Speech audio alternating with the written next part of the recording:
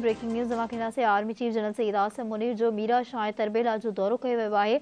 ISPR मूजिब army chief Meera Shah शहीदन जी यादगार ते गुलन जी चादर चाढ़ी आहे। आर्मी चीफ के सिक्योरिटी सूरत हाल ते ब्रीफिंग पिणु ॾिनी वई आहे। आर्मी चीफ ऑफिसरनि ऐं जवाननि जे पेशवारनि सलाहियतुनि ऐं बुलंद हौसलनि खे वाखाणियो। पाइदार अमन जे क़याम लाइ दहशतगर्दनि जी गठजोड़ खे टोड़ींदासीं।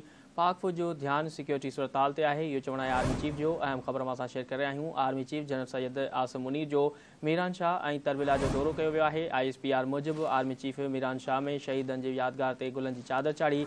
ISPR मूजिबि आर्मी चीफ खे सिक्योरिटी सूरत हाल ते ब्रीफिंग ॾिनी वई आहे। आर्मी चीफ ऑफिसरनि ऐं जवाननि जी पेशवारनि सलाहियतुनि ऐं बुलंद हौसलनि खे वाखाणियो। पाइदार अमन जे क़याम लाइ दहशतगर्दनि जी गठजोड़ खे टोड़ींदासीं। पाक फ़ौज जो ध्यानु सिक्योरिटी सूरत हाल ते आहे। इहो चवण आहे आर्मी चीफ जो। ब्रेकिंग न्यूज़ आहे नाज़रीन, अवां खे अपडेट कंदासीं। Army chief general Syed Asim Munir जो मीरा शाह ऐं तरबेला जो दौरो कयो वियो आहे। ISPR मूजिबि आर्मी चीफ मीरा शाह में शहीदनि जी यादगार ते गुलनि जी चादर चाढ़ी आहे। आर्मी चीफ खे सिक्योरिटी सूरत हाल ते ब्रीफिंग ॾिनी वई आहे। आर्मी चीफ ऑफिसरनि ऐं जवाननि जी पेशेवराना सलाहियतुनि ऐं बुलंद हौसलनि खे वाखाणियो आहे। पाइदार अमन जे क़याम लाइ दहशतगर्दनि जी गठजोड़ ऐं न तोड़ींदासीं। पाक फ़ौज जो ध्यानु सिक्योरिटी सूरत हाल ते आहे।